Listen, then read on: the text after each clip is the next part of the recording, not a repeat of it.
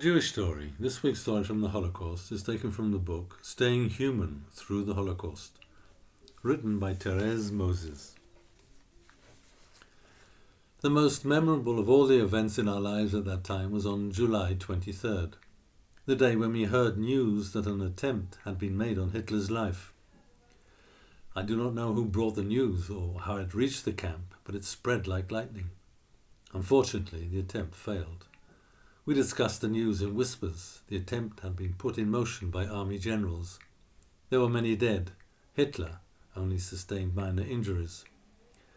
We also heard that by way of reprisal many generals had been executed immediately. We only learned the details months later.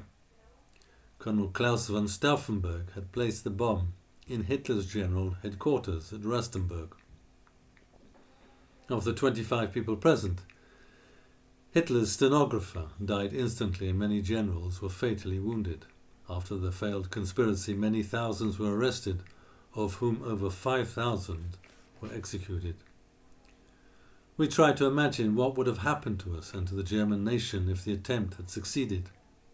Perhaps the war would have ended. Perhaps we would have been freed. Completely uninformed from a political point of view, we were not able to make any analysis of the event.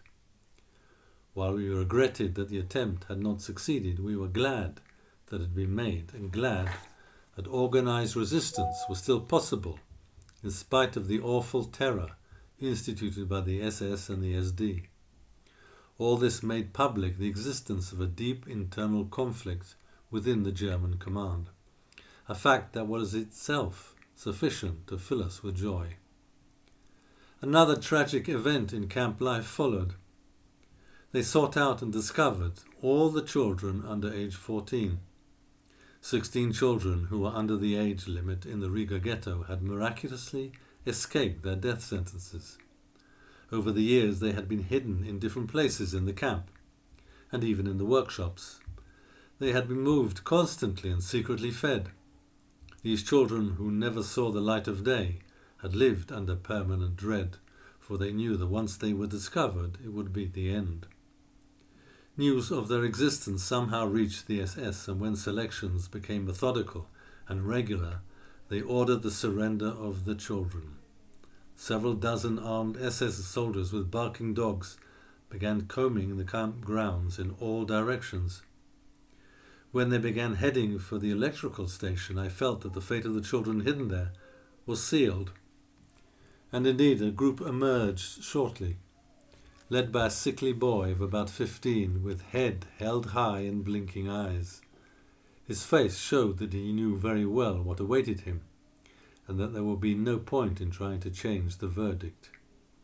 He proceeded courageously, firmly leading 2 younger boys of about 5 or 6 by the hand.